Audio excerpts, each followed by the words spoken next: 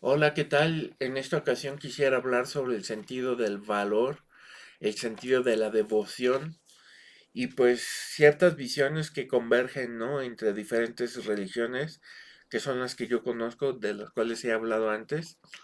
Voy a leer el texto que habla sobre esto precisamente, ¿no? En la vida existen valores que van de las cosas menos importantes a las cosas de mayor importancia. En el contexto de la existencia de la devoción, vale revisar qué es aquello digno de alabanzas y devoción, y poderlo diferenciar del fanatismo o su contrario, la indiferencia, resultado de cierto nihilismo. Primero que nada, ¿cuál es el sustento y el sentido de la existencia? ¿Cuál es la base que hace que existamos y qué hace que no nos suicidemos? No se sabe qué es la vida. Sin embargo, reconocemos que para que exista la vida, por lo menos como se suele conocer, existen requisitos asociados al cuerpo y a la mente, como lo es la energía y también cierto orden orgánico, a través del cual la vida se manifiesta, expresa y ejecuta. A pesar de esto, la vida es frágil y finita. En la dimensión de nuestro existir no conocemos la vida eterna, aunque actualmente se dice entre algunos científicos que la muerte es una ilusión, aunque no existe aún algo que demuestre ser así, aún sosteniendo al cuerpo, las estrellas del universo parecen finitos. Por otro lado, existe la pregunta sobre el sentido del existir. Si se habla de valor, también entonces se habla de sentido. Se puede decir que el sentido existe, pero como algo vacío, carente de forma o dirección. Simplemente el sentido de existir es existir libres de sufrimiento y plenos de existencia dentro del movimiento de la impermanencia, capaces de sentir el existir que puede ser entendido como conciencia. Tal vez a esto se le puede llamar felicidad, al sentimiento de la vacuidad, que se reconoce como plenitud. Una felicidad así tiene que ser libre de límites que impidan el movimiento del existir, aun en la quietud, ya que la quietud no es falta de movimiento, sino equilibrio. Esto lo solemos vivir cuando no hay conflicto con lo que percibimos y lo que somos, cuando no hay culpa, cuando no se debe alcanzar nada. Sin embargo, la voluntad es y se da como parte de ese movimiento en el vacío del existir, que no es la nada sino el todo, solo que sin una sustancia última que anime el universo. Observando que el existir común del ser carece de todo este equilibrio, es ese equilibrio que resulta sagrado, la vacuidad y por supuesto el ser en sí, ya que todos estos elementos hacen que exista la felicidad y paradójicamente la ausencia de esa felicidad que es el sufrimiento. Parece entonces que el sufrimiento nos indica cierta dirección, como la sensación del no equilibrio. No podríamos detectar el no equilibrio de otra forma. Es así que tiene sentido agradecer todo dolor y sufrimiento. Pero ¿a quién debemos agradecerlo? Tal vez sería a la naturaleza que nos señala a la felicidad como equilibrio y a la conciencia que reconoce todo esto. La importancia de la conciencia surge del reconocer el equilibrio y el no equilibrio, no como antagonistas o contrarios, sino como dos aspectos que nos llevan al equilibrio último, el del vacío total.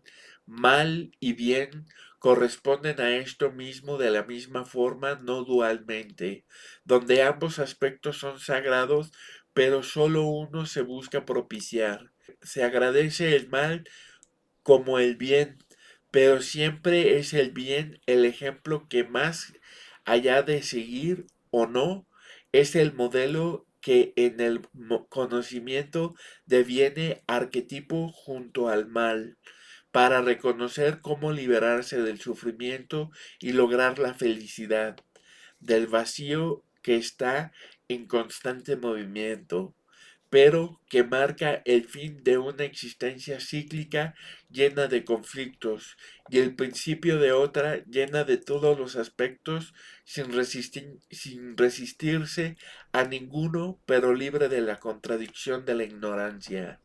Así, el bien es sagrado y el mal solo en su asimilarse. Lo profano es solo lo que se resiste al darse cuenta.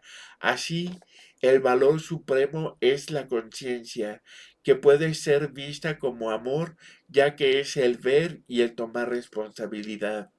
Así se puede tener devoción al ser, consciente por su significado práctico, ya que ningún ser es más importante que otro. Todos tenemos la misma semilla de conciencia, solo que el ser consciente, contrapuesto al ser no consciente, representan en lo práctico dos formas de relacionarse con la vida. El ser consciente puede salvar al no consciente, pero no al revés. En el cristianismo, la muerte de Cristo representa la muerte de la muerte, o sea, del ego purificado que al final ofrece su sangre para dar luz a quien no ve. Es desafortunada la visión exclusivista del cristiano común, ya que esta visión nubla el hecho de que todos los seres llevamos la misma semilla de conciencia salvadora que puede entenderse como Cristo, pero no como un Señor aparte, especial, sino como símbolo vivo actualizado del potencial de todos, que nos salva no como si la libertad fuera un objeto al cual aferrarse, sino como la conciencia de la vacuidad, libre totalmente de importancia personal. Budismo y cristianismo convergen cuando se ve esto claramente. Y digo, agregaría también otros aspectos del conocimiento de ciertas tradiciones que pues a lo mejor no me atrevo a mencionar mucho, pero sí he mencionado un poco como pues algunas visiones de otras religiones, ¿no? Eh,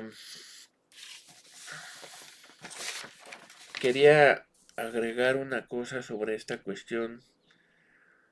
Eh, la cuestión del dolor y el sufrimiento es importante tomar en cuenta que el dolor se dice que es un fenómeno inevitable, dado que existe el dolor como una percepción del no equilibrio también, pero el sufrimiento viene a ser como una manera de relacionarse con el dolor y generar una cierta resistencia, ¿no? A la vida, ¿no? En ese sentido, pues es posible trascender el sufrimiento, lograr su cesación. En ese sentido, pues yo quería comentar también que el sentido de valor y el sentido de la devoción, a veces nos extraviamos mucho tratando de identificar alguna especie de maestro especial, un gurú que nos indique cuál es el camino. Y sí es cierto que existe un valor en aquellos seres que han actualizado su potencial y que pueden servirnos de referencia para nosotros tener un punto del cual poder reconocernos a nosotros mismos, ¿no? Desgraciadamente en las prácticas religiosas que existen tanto en el budismo como en otras religiones, esta visión pues se tiende a ver como jerárquica, ¿no? Muchas veces se pierde esta visión que dice Buda, sé tu propio maestro, ¿no? Precisamente obedece a esta visión que estoy compartiendo aquí. Y pues esta visión se habla mucho de valores, cuáles son los valores que debemos adoptar, qué es el sentido de valor. Pero bueno, a veces se nos olvida que una persona que no es consciente, una persona que crea conflicto, una persona que sufre y que hace, que crea sufrimiento, también tiene valores, simplemente que tiene valores en un orden eh, in- inadecuado, ¿no? Podemos dar valor a la belleza y la belleza puede tener un gran valor, pero no puede estar por encima de lo que es la ética, ¿no? Si yo le doy un valor a la belleza por encima de la ética, pues entonces estoy generando conflicto, estoy generando eh, sufrimiento, ¿no? Entonces, parte también de esta visión de equilibrio, yo quería aclarar que, pues es un poco lo que dice Krishnamurti con respecto a lo que ya él llama el orden, ¿no? Hay cierto tipo de orden, ¿no? La vida tiene cierto tipo de orden que, que, que nos damos cuenta que tiene ciertos requisitos y que esos requisitos están dentro de cierta estructura y cierta forma de organizar la vida, ¿no? En ese sentido, es importante no abstraerse demasiado para no perderse, ¿no? Porque no se trata de presentar conceptos extravagantes, ¿no? Sino tratar de liberarnos de alguna manera y entender mejor cuál es el rol que tenemos en la vida y pues cómo liberarnos, ¿no? Bueno, pues muchas gracias y muchas bendiciones.